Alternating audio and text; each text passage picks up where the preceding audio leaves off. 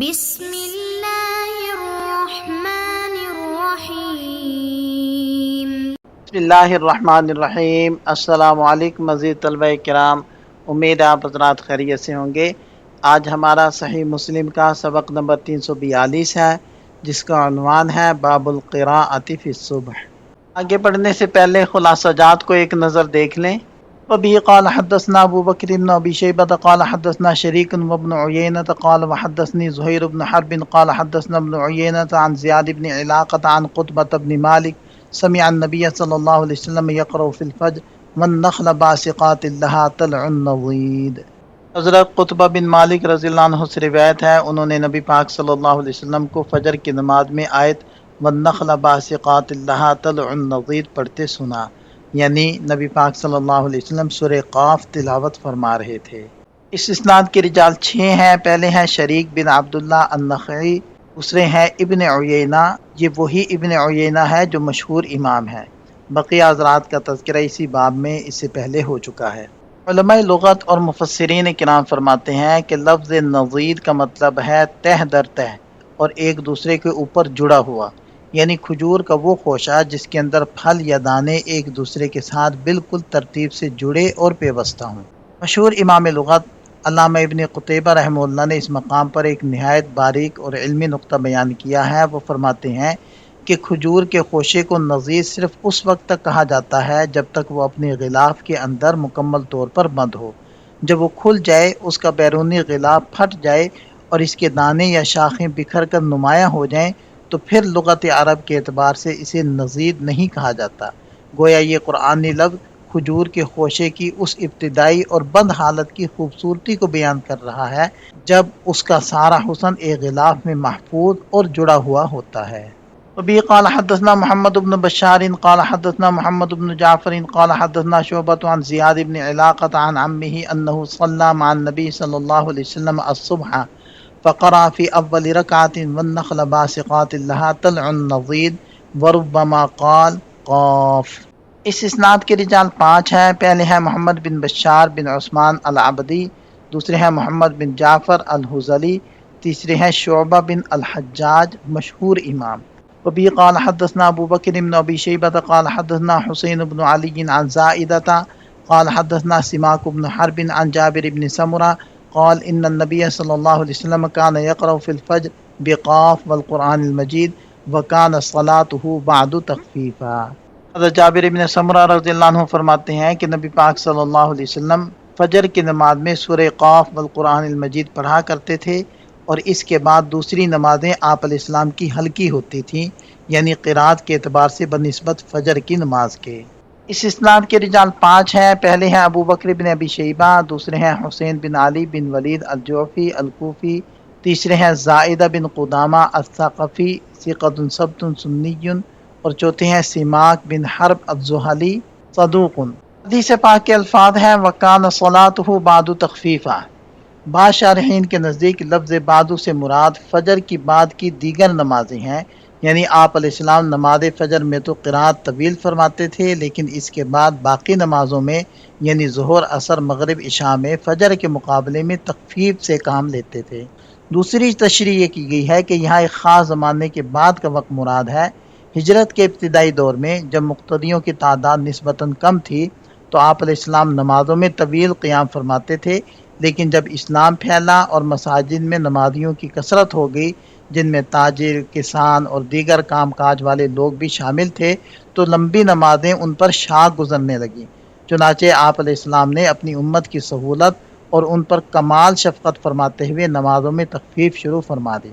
علامہ ابن ابی رحمہ اللہ اپنی مشہور کتاب اکمال و اکمال المعلم میں ایک اور نقطہ ذکر کرتے ہیں۔ وہ فرماتے ہیں کہ اس حدیث کا یہ مطلب نہیں کہ آپ علیہ السلام نے پہلے لمبی نمازیں پڑھائیں اور بعد میں انہیں مختصر کر دیا، بلکہ فجر کی نماز میں سورہ قاف کی تلاوت کرنا ہی بذات خود تخفیف شمار ہوتا ہے، یعنی آپ علیہ السلام کا مستقل معمول اسی اعتدال پر مبنی تھا۔ اس کی تائید ایک اور روایت کے ان الفاظ سے بھی ہوتی ہے کہ آپ علیہ السلام نماز میں تخفیف فرماتے اور فجر میں سورہ قاف کی تلاوت فرماتے تھے۔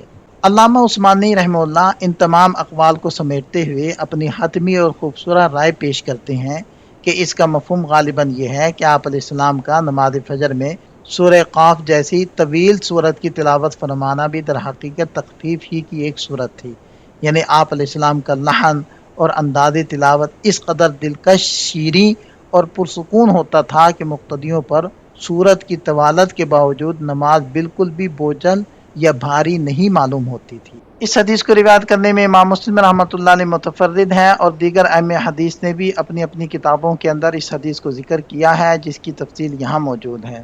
وبه قال وحدثنا ابو بكر بن ابي شيبه ومحمد بن رافع واللفظ لابن رافع قال حدثنا يحيى بن ادم قال حدثنا زهير عن سماك قال سالت جابر بن سمره رضي الله عنه عن صلاه النبي صلى الله عليه وسلم فقال كان يخفف الصلاه ولا يصلي صلاه هؤلاء قال وانبأني ان رسول الله صلى الله عليه وسلم كان يقرأ في الفجر بقاف والقرآن المجید ونحوها۔ حضرت سماک ابن حرب رضی اللہ عنہ فرماتے ہیں کہ میں نے حضرت جابر ابن سمرہ رضی اللہ عنہ سے نبی پاک صلی اللہ علیہ وسلم کی نماز کے بارے میں پوچھا تو انہوں نے فرمایا آپ علیہ السلام نماز ہلکی پڑھایا کرتے تھے اور ان لوگوں کی طرح لمبی لمبی نمازیں نہیں پڑھایا کرتے تھے۔ سماک کہتے ہیں کہ حضرت جابر نے مجھے بتلایا کہ نبی پاک صلی اللہ علیہ وسلم فجر کی نماز میں سورہ قاف والقرآن المجید اور ان جیسی صورتیں پڑھا کرتے تھے۔ اس اسناد کے رجال 6 ہیں۔ پہلے ہیں محمد بن رافع القشیری، دوسرے ہیں یحییٰ بن آدم بن سلیمان الاموی، تیسرے ہیں زہیر بن معاویہ بن حدیج الجعفی۔ بقیہ حضرات کا تذکرہ اس سے پہلے ہو چکا ہے۔ وبه قال وحدثنا محمد بن مسنى قال حدثنا عبد الرحمن بن مهدي قال حدثنا شعبة عن سماك عن جابر بن سمرة رضي الله عنه قال كان النبي صلى الله عليه وسلم يقرأ في الظهر بالليل إذا يغشى وفي العصر نحو ذلك وفي الصبح أطول من ذلك۔ حضرت جابر بن سمرہ رضی اللہ عنہ فرماتے ہیں کہ نبی پاک صلی اللہ علیہ وسلم ظہر میں واللیل اذا یغشی جیسی صورتیں اور عصر میں اسی کی مثل اور صبح میں ان سے زیادہ طویل صورتیں تلاوت فرمایا کرتے تھے۔ اس اسناد کے رجال 5 ہیں۔ پہلے ہیں محمد ابن مسنہ، دوسرے ہیں عبد الرحمن بن مہدی، اور بقیہ حضرات کا تذکرہ اسی باب میں ہو چکا ہے۔ علماء فرماتے ہیں کہ نبی پاک صلی اللہ علیہ وسلم کی نمازوں میں قرات کی مقدار ہمیشہ ایک جیسی نہیں رہتی تھی، بلکہ اس میں حالات اور مقتدیوں کی سہولت کے اعتبار سے تنوع پایا جاتا تھا۔ آپ علیہ السلام کا یہ مبارک اور حکیمانہ معمول تھا کہ آپ جب مقتدیوں کے ذوق اور شوق کو دیکھتے کہ وہ لمبی قرات کو پسند کر رہے ہیں اور اس کی طاقت رکھتے ہیں تو آپ قرات طویل فرما دیتے، اور جب یہ محسوس فرماتے کہ لمبی قرات ان پر شاق گزرے گی، مثلا ان میں بوڑھے، بیمار یا کام کاج والے لوگ ہیں، تو کمال شفقت فرماتے ہوئے نماز کو مختصر فرما دیتے۔ ذخیرہ احادیث سے ثابت ہے کہ آپ علیہ السلام نے نماز فجر میں مختلف مواقع پر طویل اور مختصر ہر طرح کی صورتوں کی تلاوت فرمائی ہے۔ ان میں سورۃ المومنون، سورۃ الروم، سورہ یاسین، سورہ واقعہ اور سورہ قاف جیسی نسبتاً طویل صورتیں شامل ہیں، اور بعض اوقات آپ علیہ السلام نے سورۃ الزلزال اور معوذتین جیسی مختصر صورتیں بھی تلاوت فرمائیں۔ نماز ظہر کے حوالے سے منقول ہے کہ اس میں آپ علیہ السلام عموماً سورہ لقمان، سورۃ السجدہ، سورۃ الذاریات، سورۃ البروج، سورۃ الطارق، سورۃ الاعلیٰ، سورۃ الغاشیہ اور سورہ شمس اور سورہ واللیل تلاوت فرمایا کرتے تھے۔ اس مقام پر ایک انتہائی اہم نقطہ یہ بھی بیان کیا گیا ہے کہ ظہر اگرچہ سرن پڑھی جانے والی نماز ہے، لیکن صحابہ کرام کی تعلیم و تربیت کے پیش نظر آپ علیہ السلام ظہر کی نماز میں بھی بعض اوقات چند آیات بآواز بلند تلاوت فرما دیا کرتے تھے تاکہ صحابہ کرام سن لیں اور جان لیں کہ آپ علیہ السلام کون سی صورت پڑھ رہے ہیں۔ جہاں تک نماز اثر کا تعلق ہے تو اس میں آپ علیہ السلام عموماً وہ صورتیں جن کے شروع میں لفظ السماء آتا ہے، جیسے البروج اور الطارق وغیرہ، اور اس کے ساتھ سورۃ الاعلیٰ اور سورۃ الغاشیہ تلاوت فرمایا کرتے تھے۔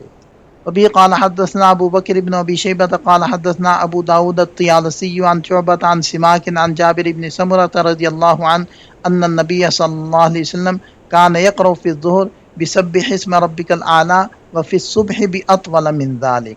اس اسناد کے رجال 5 ہیں۔ پہلے ہیں ابو داود الطیالسی سلیمان بن داود بن جارود البصری، ثقۃ حافظ، بقیہ حضرات کا تذکرہ اس سے پہلے ہو چکا ہے۔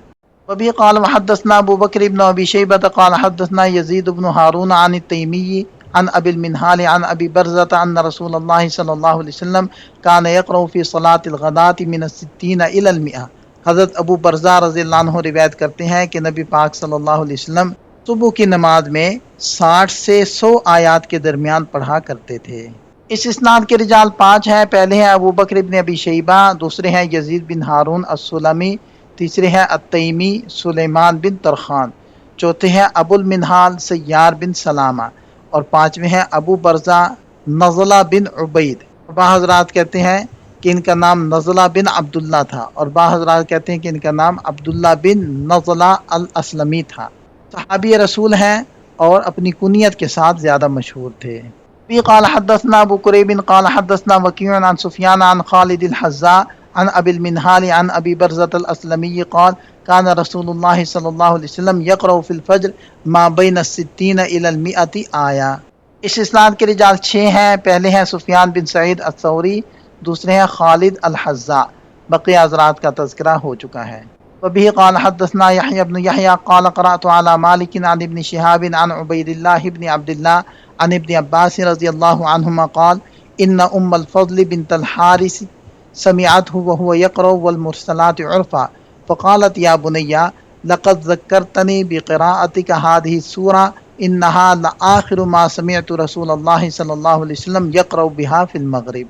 حضرت ابن عباس رضی اللہ عنہما کی والدہ حضرت ام الفضل لبابہ بنت الحارث روایت کرتی ہیں کہ انہوں نے حضرت ابن عباس رضی اللہ عنہما کو سورہ المرسلات پڑھتے سنا تو فرمایا کہ اے میرے بیٹے، تمہارے اس سورت کے پڑھنے نے مجھے یاد دلا دیا کہ نبی پاک صلی اللہ علیہ وسلم سے سب سے آخری سورت جو میں نے سنی وہ یہی تھی، اور آپ علیہ السلام نے اسے مغرب کی نماز میں پڑھا تھا۔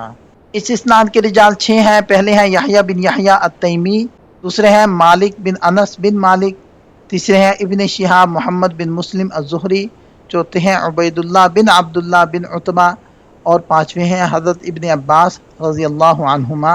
الحبر البحر ان کے القاب ہیں، عبداللہ ان کا نام تھا، صحابی ابن صحابی ہیں، 68 ہجری کے اندر ان کی وفات ہوئی۔ جہاں حضرت ام الفضل بنت الحارث رضی اللہ عنہا کا تعارف کروایا گیا ہے، حضرت ام الفضل رضی اللہ عنہا کا اصل نام لبابہ ہے۔ عبارت میں علماء لغت کے حوالے سے صراحت کی گئی ہے کہ اس نام میں حرف با کو ہلکا کر کے یعنی بغیر تشدید کے پڑھا جائے گا۔ ان کا مکمل خاندانی سلسلہ اور شجرہ نسب یوں ہے: لبابہ بنت حارث بن حزن بن بحیر بن حرم بن رویبہ بن عبداللہ الہلالیہ۔ حضرت ام الفضل کو یہ عظیم اور منفرد سعادت حاصل ہے کہ یہ نبی پاک صلی اللہ علیہ وسلم کی زوج مطہرہ ام المؤمنین حضرت میمونہ بنت حارث رضی اللہ عنہا کی حقیقی بہن ہے۔ انہی کی ایک اور سگی بہن ہے جن کی کنیت ام حفیدہ اور اصل نام حزیلہ بنت حارث ہے۔ ان بہنوں کی اپنی والدہ کی طرف سے 2 اور مشہور بہنیں بھی ہیں جن کے نام حضرت سلمہ اور حضرت اسماء بنت عمیس رضی اللہ عنہما ہیں۔ یہ دونوں بھی تاریخ اسلام کی انتہائی معروف اور باکمال شخصیات ہیں۔ یہاں اس اسناد کے لطائف کو ذکر کیا جا رہا ہے۔ یہ سداسیات میں سے ہے، اس کے رجال سے 6 کے رجال ہیں، اور مالک سے مدنی راویوں کا تسلسل ہے، اور اس میں تابعی سے روایت کر رہے ہیں، اور اس میں صحابیہ سے روایت کر رہے ہیں، اور اس سند میں عبید اللہ بن عبداللہ مدینہ کے مشہور 7 فقہاء میں سے ایک ہیں، اور اس سند کے اندر حضرت ابن عباس رضی اللہ عنہما کا تذکرہ ہے جو عبادلہ اربعہ میں سے ایک ہیں، مکثرین 7 میں سے ایک ہیں۔ یہ حدیث متفق علیہ ہے، اور دیگر ائمہ حدیث نے بھی اپنی کتابوں کے اندر اس حدیث کو ذکر کیا ہے۔ وبه قال وحدثنا ابو بکر بن ابی شیبہ وعمر الناقد قال حدثنا سفیان قال وحدثني حرملة بن يحيى قال اخبرنا ابن وهب قال اخبرني يونس قال وحدثنا اسحاق بن ابراهيم وعبد بن حميد قال اخبرنا عبد الرزاق قال اخبرنا معمر قال وحدثنا عمرو الناقد قال حدثنا يعقوب بن ابراهيم بن سعد قال حدثنا ابي عن صالح كلهم عن الزهري بهذا الاسناد وزاد في حديث صالح ثم ما صلى بعد حتى قبضه الله عز وجل۔ اس روایت کے اندر یہ الفاظ مزید ہیں کہ اس کے بعد نبی پاک صلی اللہ علیہ وسلم نے کوئی اور نماز نہیں پڑھائی یہاں تک کہ اللہ تعالیٰ نے انہیں اپنے پاس بلا لیا۔ اس اسناد کے رجال 14 ہیں۔ پہلے ہیں عامر الناقد، دوسرے ہیں حرملہ بن یحییٰ، تیسرے ہیں ابن وہب، چوتھے ہیں یونس بن یزید، پانچویں ہیں اسحاق بن ابراہیم ابن راہوے، چھٹے ہیں عبد بن حمید ابو نصر الکسی، ساتویں ہیں معمر بن راشد، آٹھویں ہیں یعقوب بن ابراہیم بن سعد، نویں ہیں ان کے والد گرامی ابراہیم بن سعد، اور 10ویں ہے صالح بن کیسان الغفاری، اور بقیہ حضرات کا تذکرہ اس سے پہلے ہو چکا ہے۔ وبه قال وحدثنا يحيى بن يحيى قال قرأت على مالك عن ابن شهاب عن محمد بن جبير بن مطعم عن أبيه قال سمعت رسول الله صلی اللہ علیہ وسلم يقرأ بالطور في المغرب۔ اس اسناد کے رجال 5 ہیں، پہلے ہیں محمد بن جبیر بن مطعم، دوسرے ہیں ان کے والد گرامی، اور بقیہ حضرات کا تذکرہ اس سے پہلے ہو چکا ہے۔ به قال وحدثنا ابو بکر بن ابی شیبۃ وزہیر بن حرب قال حدثنا سفیان قال وحدثني حرملة بن يحيى قال اخبرنا ابن وهب قال اخبرني يونس قال وحدثنا اسحاق بن ابراہیم وعبد بن حمید قال اخبرنا عبد الرزاق قال اخبرنا معمر كلهم عن الزہری بهذا الاسناد مثله۔ یہ ان احادیث سے حاصل ہونے والے چند فوائد اور نکات ہیں۔ ہمارا سبق مکمل ہو جاتا ہے، ایک نظر خلاصے کو دیکھ لیں۔ یہ سبق سے متعلق چند سوالات ہیں، ان کے جواب تحریر کریں۔ ملتے ہیں نئے سبق کے ساتھ۔ اللہ تعالیٰ ہم سب کا حامی و ناصر ہو۔ دعاؤں میں یاد رکھیے گا۔ السلام علیکم۔